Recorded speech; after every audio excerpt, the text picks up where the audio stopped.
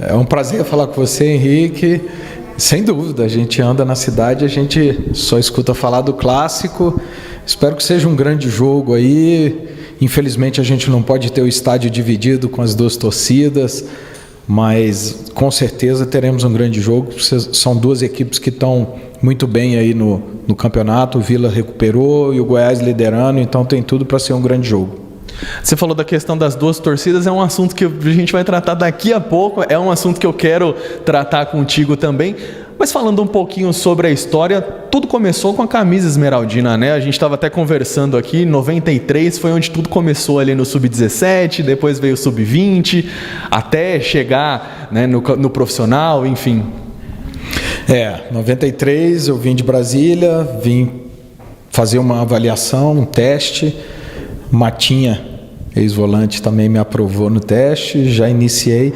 E foi rápida a minha passagem na base, porque antes de completar um ano de clube, eu já subi pro profissional, com o Gomes, treinador. No primeiro ano não tive a oportunidade de jogar, mas a partir do segundo ano, em 95, eu já comecei a jogar com o Hélio dos Anjos e construí uma história bonita no Goiás. Tenho muito orgulho da história que eu construí no Goiás. Foi o time que eu mais vesti a camisa em toda a minha carreira, foram mais de 300 jogos e muita história, muitos clássicos aí também para contar. Tem algum que tenha sido mais marcante para você? Você esteve na campanha do pentacampeonato goiano do Goiás, né? Eu tive em todos, né? 96, 97, 98, 99, 2000. Mas eu acho que um ano marcante, tanto para Goiás quanto para Vila Nova, foi 99. 99 porque nós ganhamos tudo que disputamos naquele ano. Disputamos a Série B, ganhamos. Disputamos o Centro-Oeste, ganhamos. Disputamos o Campeonato Goiano, nós ganhamos também. Mas para o Vila teve aquele jogo marcante do 5-3, eu acho que eles guardam isso com carinho. E nós guardamos os títulos com carinho. Tá vendo que teve até uma cutucada, a gente já começou bem esse bate-papo aqui. E a gente estava até conversando aqui em off, ele atuou com o Maestro Tim, né? A gente estava até conversando ali quando o Tim ainda jogava pelo Vila. Teve uma história de um pênalti que você pegou com a mão. Como é que funciona? Como é que foi essa história aí? Foi... Eu não sei exatamente o ano, se foi 97 ou 98, mas teve um clássico que teve um bate-rebate dentro da área, nossa área estava muito congestionada e o goleiro era o Kleber, então 96 ou 97 por ali, e aí eu sei que eu fui para dentro do gol quando eu vi que o Kleber tinha saído e na hora eu só me joguei na bola sem pensar, porque era primeiro tempo ainda, se o juiz me expulsasse ia ser um prejuízo grande para o Goiás. E aí o juiz não viu, não marcou, não sei o que ele marcou, Marques Dias ali. Eu sou louco para conseguir essa filmagem, nunca consegui essa filmagem. Então, às vezes, provocando o vilanovense, quando ele vem me falar isso na rua, eu falo, eu nunca vi esse lance não existe, isso aí é do imaginário de vocês, porque a imagem nunca teve, então eu acho que não aconteceu não, acho que isso aí foi fictício. Não, brincadeira. Se não tem imagem, não aconteceu. Realmente teve o erro da arbitragem ali, seria pênalti, eu seria expulso e eu acho que o Vila poderia sair em vantagem naquela, era o primeiro jogo da final, acabou que nós ganhamos a final. Foi um dos jogos mais marcantes, assim, mas um dos clássicos? Teve algum clássico específico ali que marcou para você? Os clássicos de 99 que decidiram a Série B daquele ano, né? Você teve o quadrangular final, só subiam duas equipes, e no quadrangular final estava Goiás, Vila Nova, Santa Cruz e Bahia. E nós tivemos dois clássicos contra o Vila, dois clássicos muito equilibrados, mas que nós ganhamos os dois e conseguimos o campeonato brasileiro da Série B daquele ano e o acesso. E o Goiás e Vila não foi o único clássico que você já disputou, você teve uma enorme passagem pelo Botafogo.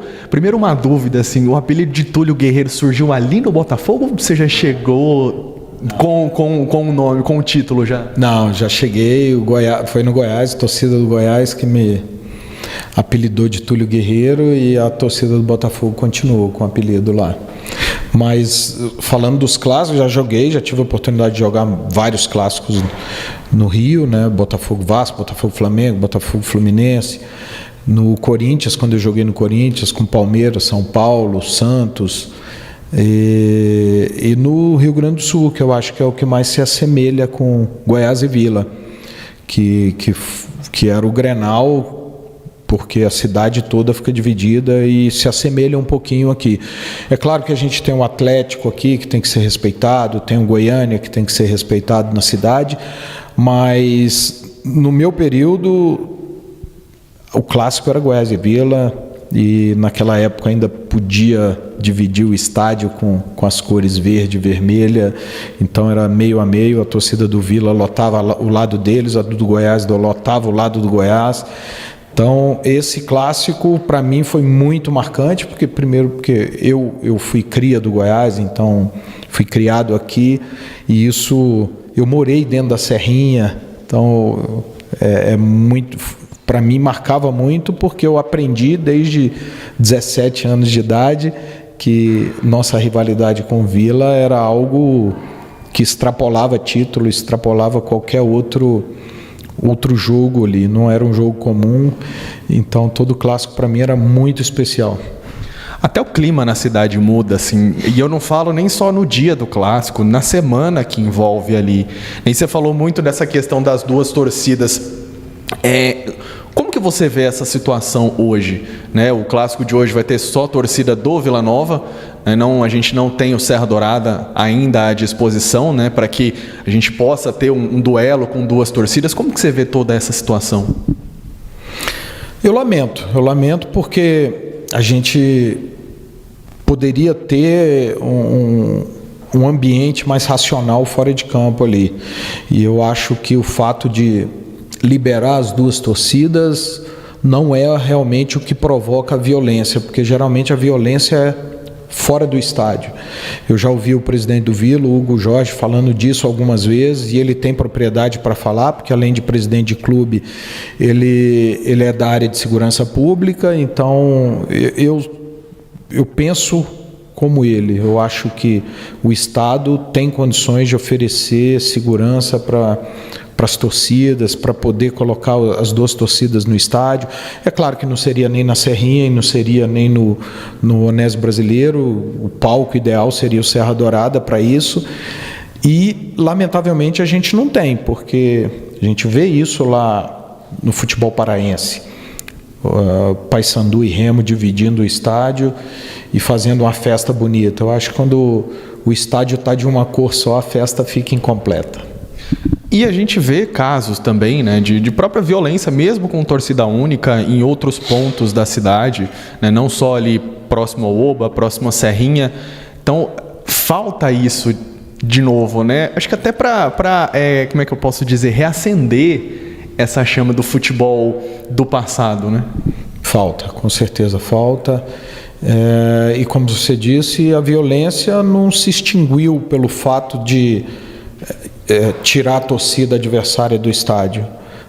Continua tendo os mesmos vândalos, as mesmas pessoas que se travestem ali de torcedores de um time ou de outro, que marcam briga aleatoriamente fora do estádio, num ponto isolado da cidade, pelo simples fato de brigar. E aí se autorrotulam aí como torcedores de Goiás ou torcedores de Vila Nova, o que não é a realidade.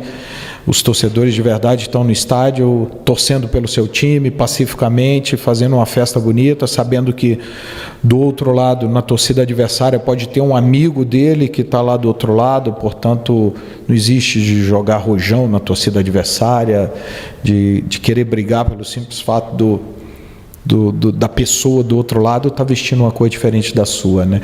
Isso a gente sente muita falta, porque era muito bonito o Serra Dourada dividido com as duas cores.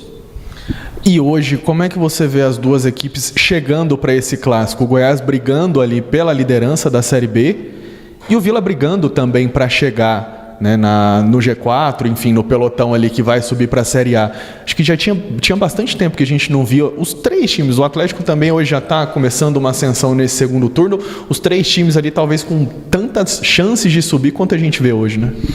O Goiás está bem encaminhado. O campeonato, apesar de estar ainda aí na metade, o Goiás fez uma pontuação muito boa no primeiro turno, quase recorde, se eu não me engano, aí, de pontos no primeiro turno do campeonato. E se ele fizer uma campanha razoável, o que é bastante normal para o time que o Goiás tem, fatalmente vai conseguir o acesso. Vila Nova sempre muito equilibrado desde do início do campeonato, e o Atlético começou muito mal e está se recuperando. Eu espero que realmente os 3 possam chegar brigando, é bom para o futebol goiano, mas nesse momento Goiás bem encaminhado e o Vila com grandes chances. Eu acho que passa por esse clássico, assim, talvez uma reação para o Vila mudar a chave e tentar entrar no G4 rápido no campeonato. Falando um pouquinho sobre suas passagens no futebol do exterior, passagem pela Arábia Saudita, pelo futebol japonês. Da Arábia Saudita foi um pouquinho mais rápido, né? Você saiu do Goiás, foi para lá e depois já voltou para o Goiás também, né? Eu tive 2 passagens, porque eu fui por empréstimo, então eu fui no meio do ano saudita, né? Do campeonato saudita, que lá é calendário europeu, então acabava o Campeonato Brasileiro aqui, acabou o Campeonato Brasileiro aqui em 2000, eu me transferi para o Al Hilal por empréstimo e terminei a temporada deles, que termina em maio lá. E aí eu retornava para fazer o Campeonato Brasileiro aqui. Então fiz isso uma vez, em 2000, temporada deles 2000, 2001, e depois voltei no final do ano de novo para a temporada 2001, 2002. Então foram 2 passagens por empréstimo no Al Hilal. Muitos títulos, graças a Deus, lá, e depois retornei para o Goiás. Na época ainda existia a lei do passe, eu era atleta do Goiás ainda, e foi nessa transição depois que eu fui para o Botafogo, quando encerrou meu contrato no final de 2002 com o Goiás. E hoje a gente vê o futebol árabe se tornando uma potência, muitos jogadores indo para lá, não só em fim de carreira, como já aconteceu, mas muitos jogadores jovens indo para lá também, buscando, né, salários astronômicos, enfim, ter uma garantia de vida.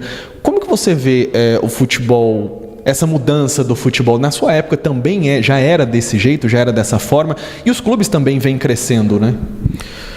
Não, na minha época não era. Eu fui uma exceção, porque eu fui pro Al Hilal, eu era bem jovem ainda, tinha 23 anos, e fui por empréstimo, tanto que no final do empréstimo o Hilal tinha uma opção de compra e eu recusei ficar, porque eu achava que ia ser um retrocesso ali, uma estagnação na minha carreira, porque não é igual hoje, que o futebol saudita é transmitido até em TV aberta aqui no Brasil e no mundo inteiro, e realmente o governo saudita investiu absurdos lá, então jogadores hoje jovens, no auge, dão opção, trabalham com essa possibilidade de ir jogar no futebol saudita, o que antes era muito difícil de acontecer, muito mesmo.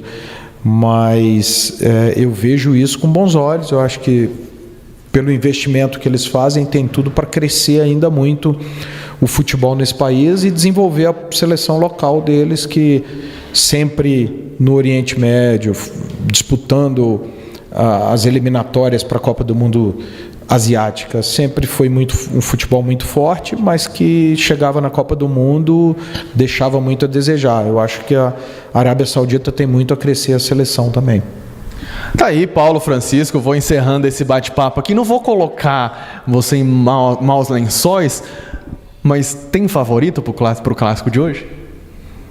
Não tem, realmente. No clássico pode parecer que eu esteja aqui fazendo uma média de falar que clássico não tem favorito, mas realmente não tem.